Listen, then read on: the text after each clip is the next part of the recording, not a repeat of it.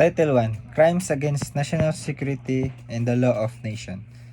Section 1, Treason and Espionage. Article 114, Treason. Elements. The offender is a Filipino citizen or resident alien. There is a war in which of the Philippines is involved. The offender either levies war against the government or adheres to the enemies, giving them aid or comfort within the Philippines or elsewhere. Article 115, Conspiracy and Proposal to commit treason.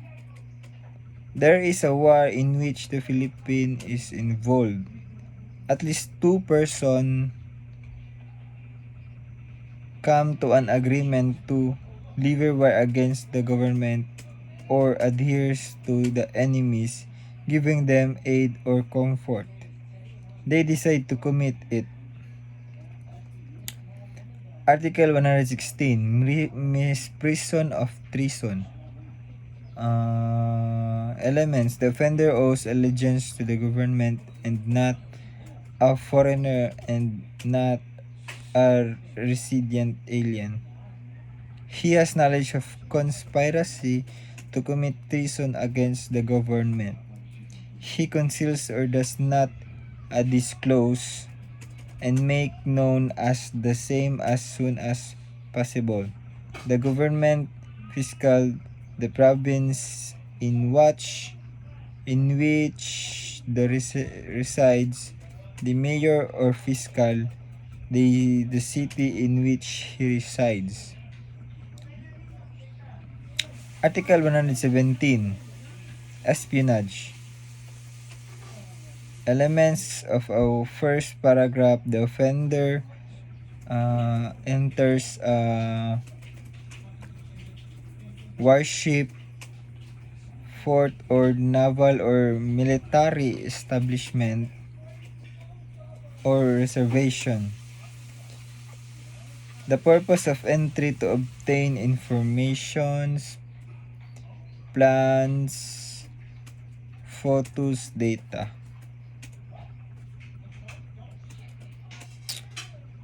Article 118, inciting to war or giving motives for reprisals. The offender performs unlawful or unauthorized acts. The acts provoke, give occasion for a war involving or liable to involve the Philippines. Exposure of Filipino citizens to reprisal on their persons or property. Violation of neutrality. Article 119, Violation of neutrality. Elements is war in which the Philippines is not involved. There is a regulation issued by a competent authority to enforce neutrality. The offender violates the regulators. Article 120, Correspondence with hostile country. There is war which the Philippines is involved. The offender makes corresponds with an enemy country occupied by enemy troops. Prohibited by enemy troops, government, carried by the conventional sign of contains notice or information which useful to the enemy.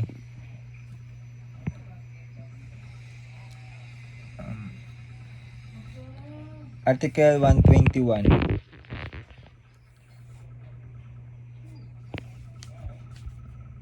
Flight to enemy's country.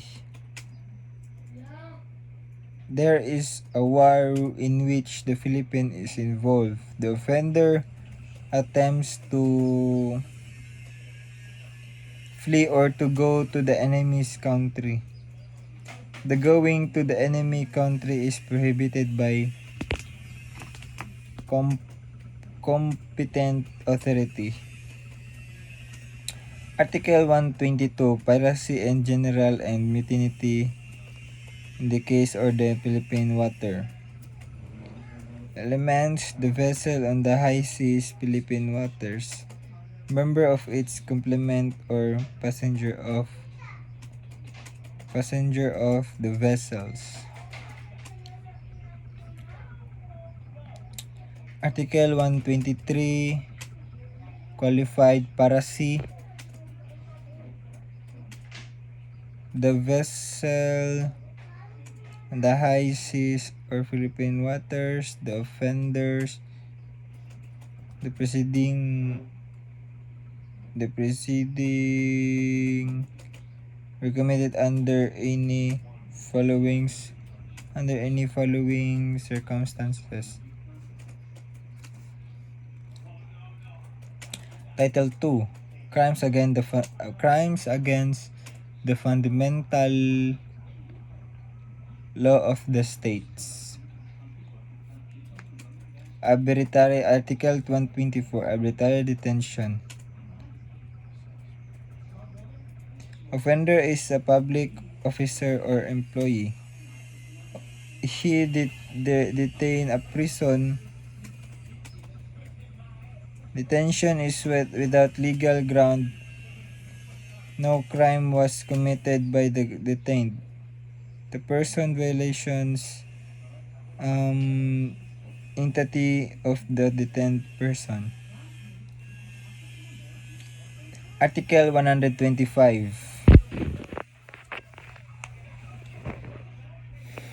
Delay in the delivery of detained person to the proper judicial authority. The offender is a public officer or employee. He detained a person for some legal ground without a warrant. He fails to deliver such person to the proper judicial authority within.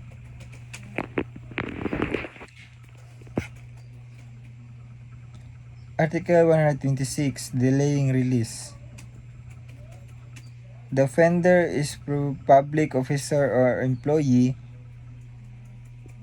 warden, jail guard, or any person who is custody of a prisoner. There is a court or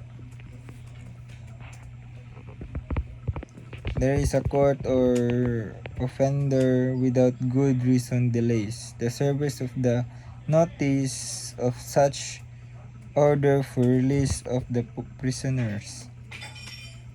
Article 127.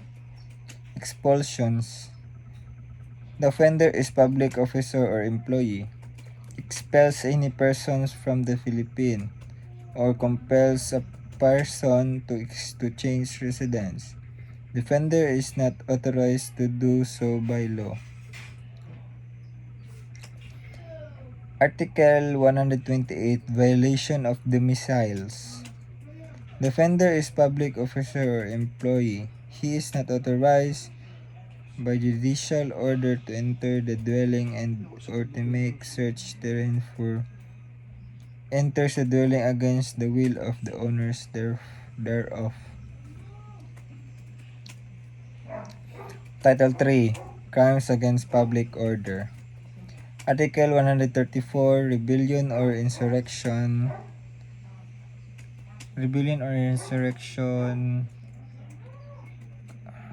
Elements. There is a public uprising and taking arms against the government. The purpose of the uprising or movement is either any body of land, naval, or other armed force, to deprive and chief executive and Congress wholly or putatively any their partially or any power of Congress.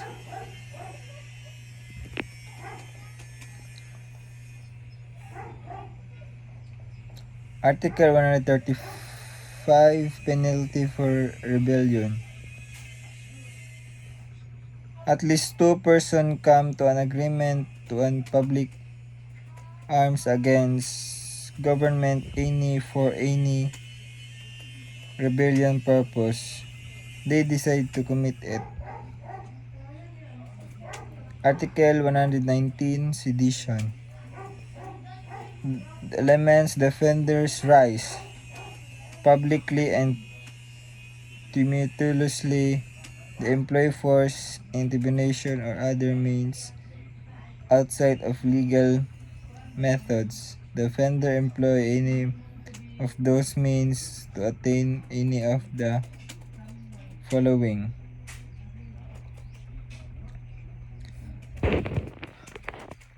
Title 4. Crimes against public interest.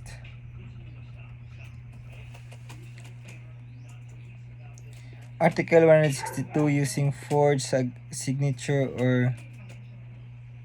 or counterfeit seal. The Great Seal was counterfeited. The offender knew of the counterfeiting.